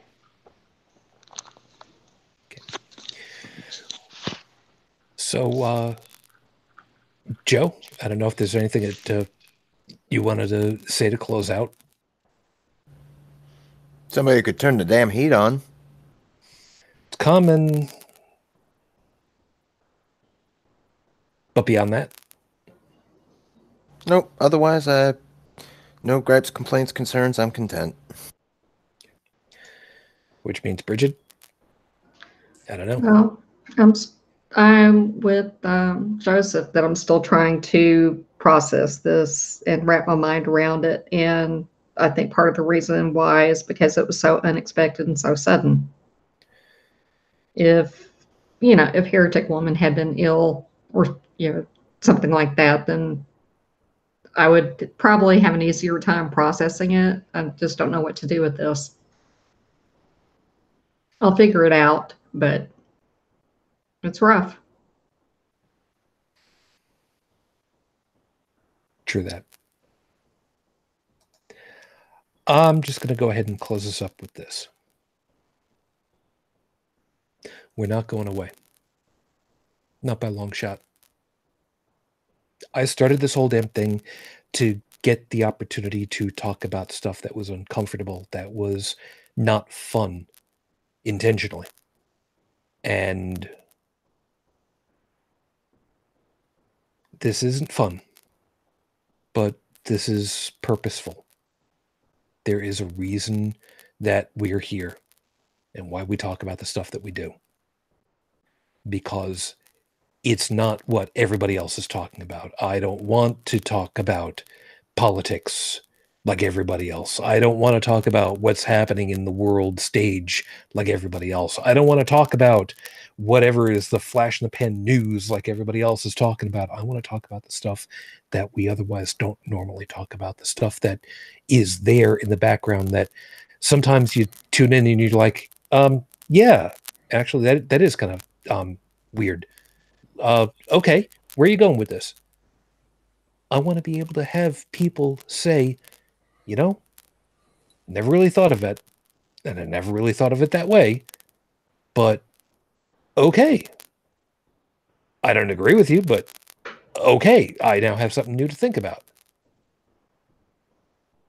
I want somebody to be able to say later, you helped me think about stuff in a new way, and it made a difference. We've had that happen at least once. I'm glad that we can keep doing that.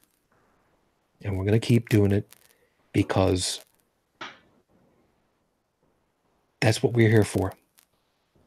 Whether this thing ends up surviving me or not, we're going to keep going until it's no longer fun. Because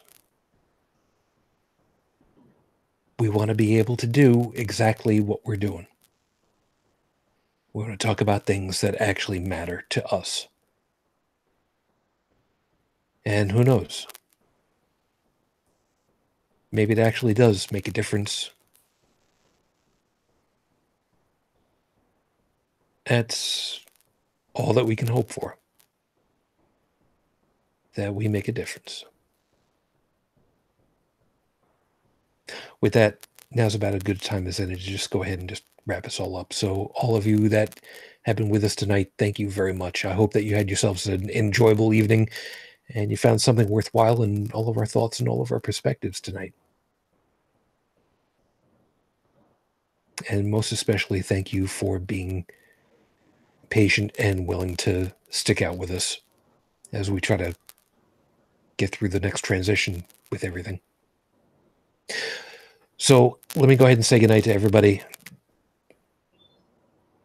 with my most humble appreciation.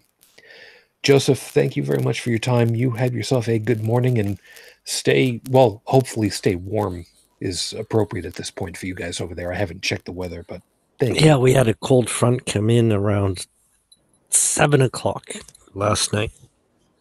So it's getting cold over here too. Yeah, well, thank you, sir, and thanks for having me. No worries. You take care of yourself. UnrenownedTech, also, good luck to you the upcoming couple of weeks. And you try to take care of yourself down there, man. Stay safe. Oh yeah, I've already taken preparations and such. Where I grew up in the north, it was real common for those of you who maybe your window seals aren't the greatest, and you have heat loss happening because you've got this cold seeping in through your window panes and such. You might want to go to Lowe's or Home Depot or something like that. And what they have is they have these sheets of plastic. It's a kit, and it might have 3 sheets or 5 sheets, 6 or 9 or something like that. And what they do is it comes with this double-sided tape, but not the standard stuff. And you run this tape along your windowsill, all the way around the perimeter of your window. And you stick these sheets of plastic along the perimeter. And then you take your hair dryer, because the plastic is heat sensitive, it shrinks, and you hit it with the hair dryer. And what it does is it forms a barrier that helps insulate to prevent much of that heat loss as well as the cold air seeping in. And you're talking about something that can take you about 10, 15 minutes to do, and yet save you a lot of money on your heat, on your electric bill, as well as, mean the difference between a room that's dropping 15 degrees in temperature overnight and only dropping 5 degrees in temperature overnight. It's a very significant thing to do. And the kits are usually like, I don't know, it boils down to about $1 a window.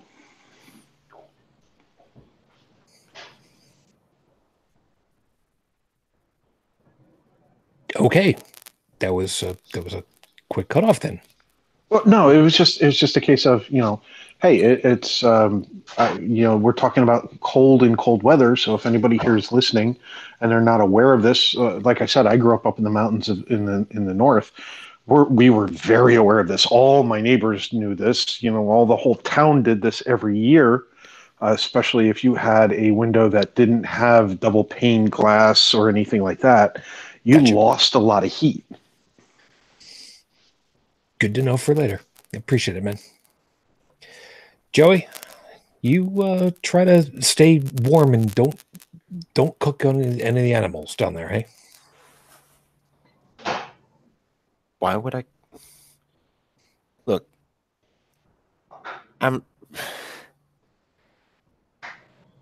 it's not my fault if the cat decides to jump in the oven, all right? Fair enough. You try to take care of yourself down there, huh? He's smart enough. He's learned that if the oven's open and running to keep the apartment warm, don't go near it. Good call. You have a good morning, man. Yeah. Brigid, thank you. And you try to take care of yourself tonight, huh? I will try. People want to find you. They find you how?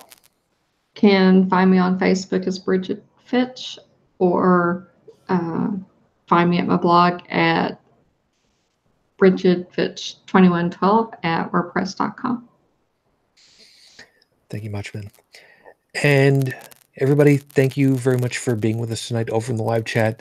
Stephanie, Colleen, Doc Waxon, Felis, Roxy, Trippin. I didn't mention you earlier. I'm sorry about that, but thank you guys for being with us tonight. Hope you had yourselves a good time. If you'd like to check in on us for any of the contact information as well as get the audio version of the podcast, you can swing over to holycrapthevlogcast.com. When Dalan is able to get himself back up and running again, we'll see about getting the audio stuff updated in hopefully near future. If you'd like to donate over to us, like I said, you can swing over to patreon.com/HCTV. And if you'd like to leave us a voicemail message, the phone number there is 859-HCTV-554, 859-4288-554. Last couple of weeks have been really, really rough. Thank you all for being with us through it all and for your sympathies. We do greatly appreciate it. And we hope that, as always, you find some peace in the future ahead with us. We'll do what we can and see how we're going to make it through. But like I said, we're still going to be here. And we're going to still be doing the same thing that we've been trying to do. Be good educators. So with that, I bid you all a very good night. You take very good care of yourselves and please be safe. I wish you all, as always, the peace I no longer have. I wish you the strength that I've learned. I wish you well. And of course, my lady, 13 years on, I am still in love with you. Not today, Fujin. I love you. I miss you. Dream of me. Heretic Woman. Thanks for a lot of groundwork. So, until the next time we get together, everyone, we'll see you then. Good night.